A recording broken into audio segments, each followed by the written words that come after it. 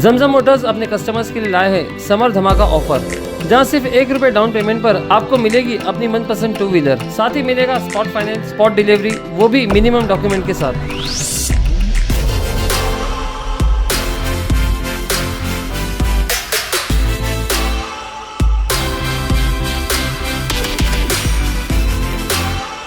अधिक जानकारी के लिए आज ही विजिट कीजिए eight shop number 1 Giriraj complex, Jain colony, opposite SC stand, Bhiwandi. Hello friends, मैं फिरोज मेमन दवाई में आप सभी का स्वागत है। आज दिन भर हमने आपको अपडेट दी, चुनाव के नतीजे की अपडेट दी। सिर्फ भिवंडी लोकसभा की नहीं, बाकी के अलग अलग जो हॉट सीट थी उनकी भी अपडेट दी। और आज हमारा ये आज के दिन का हमारा ये फाइनल वीडियो है और इसके अंदर हम कुछ अहम बात करेंगे। जी हाँ दोस्तों, अहम बात ये कि भिवंडी लोकसभा सीट जीती है बाले मामा सुरेश मात्रे उर्फ बाले मामा ने। जी हाँ दोस्तों, भिवंडी की लोकसभा सीट जीती है सुरेश मात्रे उर्फ बाले मामा ने इंडिया अलायंस गठबंधन से, और वो भी 66,000 वोटों से। बाले मामा को कुल मिला के 4,99,000 वोट मिले, 4,99,464 वोट मिले। और उसी के सामने कपिल पाटिल जो कि केंद्रीय मंत्री थे, और कपिल पाटिल इतना बड़ा नाम कि 2 बार के सांसद थे, केंद्रीय मंत्री थे, और उनके प्रचार के लिए, उनके नामांकन के लिए मुख्यमंत्री आए थे। महाराष्ट्र के मुख्यमंत्री, महाराष्ट्र के उप मुख्यमंत्री उनके नामांकन के लिए आए थे। उसके बाद में उनके प्रचार के लिए मुख्यमंत्री एक बार और आए थे। एक बार देवेंद्र फडणवीस एक बार आए थे, एक बार एकनाथ शिंदे आए थे, और प्रधानमंत्री खुद नरेंद्र मोदी जो कि आज की तारीख में हिंदुस्तान के सबसे बड़े लीडर, सबसे बड़ा चेहरा माना जाता है, ये भिवंडी की लोकसभा सीट के प्रचार के लिए आए थे। उसके बावजूद जो है यहाँ पे कपिल पाटिल को हार देखने को मिली है, जो कि ये सिर्फ हार नहीं, ये एक बहुत बड़ी हार है हम कहेंगे, या तो फिर ये कहा जाएगा कि बाले मामा की बहुत बड़ी जीत है कि ऐसे दिग्गज को जो है उन्होंने हराया है। अब यहाँ पे बाले मामा की जीत के ऊपर हम जो बाले मामा की जीत है उसका कारण क्या दे सकते हैं, या उसकी जीत का रीजन क्या बता सकते हैं।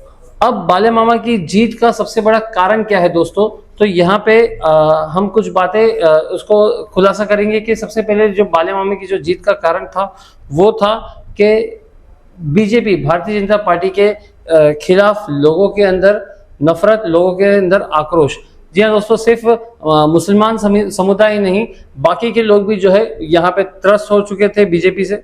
तो दोस्तों यहाँ पे अगर हम कपिल पाटिल की बात करें तो कपिल पाटिल को भी कुछ कम वोट नहीं मिले हैं, उनको मिले 4,33,000 वोट, और मात्र 66,000 वोट से वो पीछे रह गए हैं। अब यहाँ पे कपिल पाटिल की अगर हम लोग हार देखें तो कपिल पाटिल की हार में सबसे बड़ा हाथ हमें नजर आ रहा है। जो तीसरा कैंडिडेट होता है, जो तीसरे नंबर पे रहता है, तो वही दूसरे की हार की वजह बनता है, ये हमने पहले भी बताया था।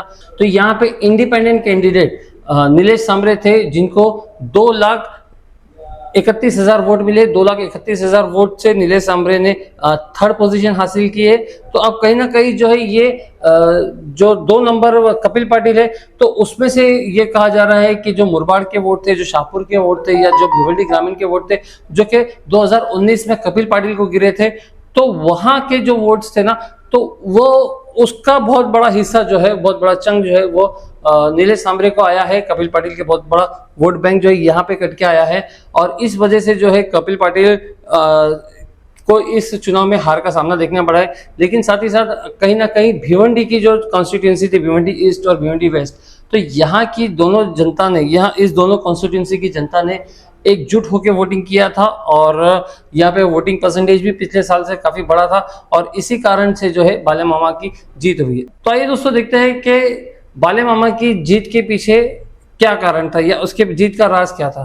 तो दोस्तों यहाँ पे सबसे बड़ा जो राज था वो जनता खुद थी, क्योंकि जनता मोदी सरकार या तो फिर बीजेपी सरकार के वादों से त्रस्त हो चुकी थी। उनकी जो बातें थी, उनकी जो नीतियां थी, उससे कहीं ना कहीं जो है जनता एक जातिवाद को लेकर, महंगाई को लेकर, या तो कुछ पॉलिसीज को लेकर कहीं ना कहीं जो है जनता नाराज दिख रही थी, नाराज नजर आ रही थी। और सिर्फ मुस्लिम समुदाय नहीं, बाकी के लोग भी जो है इस मोदी सरकार की जो पॉलिसीज थी उससे खुश नजर नहीं आ रहे थे। और यहाँ पे उन्होंने एक विकल्प चुना, और विकल्प हमें पूरे हिंदुस्तान में नजर आया है कि आज पूरे हिंदुस्तान में बीजेपी जो है वो 239 पर सिमट के रह गई है, जो कि 2019 में उन्होंने 303 सीटें हासिल की थी। इसके बाद में सबसे बड़ा जो मुद्दा था राम मंदिर का, तो राम मंदिर का जो कार्ड था वो बीजेपी का चल नहीं पाया।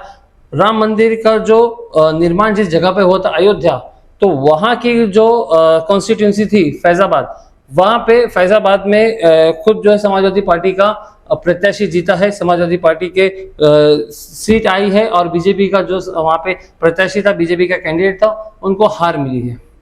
ऐसे ही बहुत सारे बड़े बड़े नेता है, बहुत सारे बड़े दिग्गज है जिनको इस चुनाव में हार का सामना करना पड़ा है, हार देखनी पड़ी है। उसमें से कुछ नाम हम आपको बताते हैं, सब बीजेपी के नहीं, बाकी की जो कुछ हॉट सीट थी तो उसमें हम बताते हैं कि कौन जीता है, कौन हारा है। जल्दी से एक छोटा सा रिकैप ले लेते हैं। तो दोस्तों अब बात करते हैं कुछ चर्चित कॉन्स्टिट्यूंसी की, जहाँ पे नतीजे क्या थे। तो सबसे पहले हम बात करेंगे अमेठी की, उत्तर प्रदेश की अमेठी की सीट, जहाँ से स्मृति ईरानी ने पिछली बार राहुल गांधी को हराया था और इस बार भी वो बहुत कॉन्फिडेंस थे कि इस बार भी मैं राहुल गांधी को हराऊंगी। लेकिन कांग्रेस ने पहले ही अपना ट्रम्प कार्ड खेला और यहाँ पे राहुल गांधी की जगह पे किशोरी लाल को स्मृति ईरानी के सामने खड़ा कर दिया और पहले ही स्मृति ईरानी का जो मॉरल था वो डाउन हो गया। और अब जब चुनाव के नतीजे आए तो 1,60,000 वोट से जो है स्मृति ईरानी ये चुनाव हार चुकी है।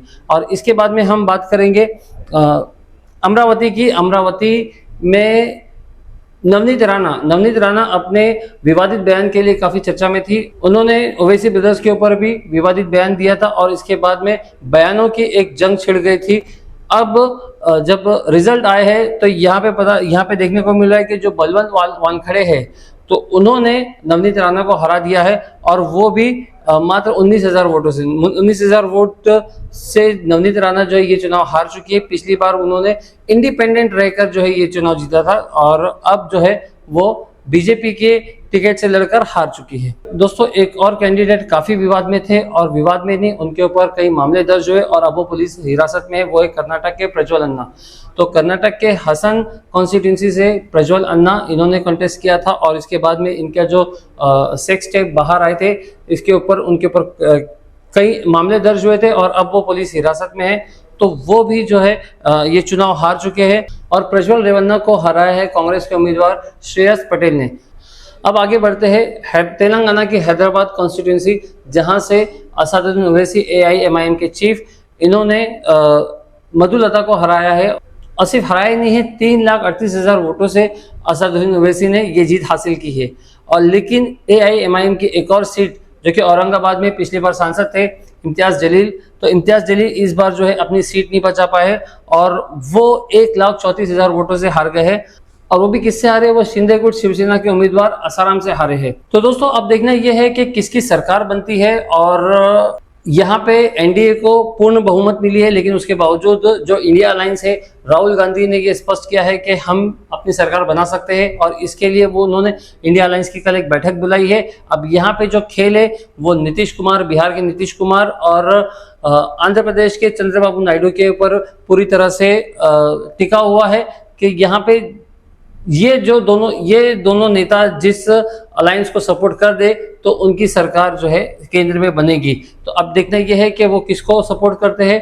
पहले से हालांकि नीतीश कुमार ऑलरेडी एनडीए का हिस्सा है और चंद्रबाबू नायडू भी जो है एनडीए के हिस्सा रह चुके हैं, लेकिन अब यहाँ पर हो सकता है कि वो पलटी मार ले। तो देखने वाली बात यह है कि कल की तारीख में कौन अपनी बहुमत अनाउंस करता है, कौन अपनी बहुमत का ऐलान करता है और किसकी सरकार बनती है। दोस्तों आप भी कमेंट में हमें ये बताइए कि कल किसकी सरकार बनने जा रही है और आपके हिसाब से कौन इस देश के लिए बेहतर प्रधानमंत्री हो सकता है। मैं Firoz Memon, the voice news से, थैंक यू।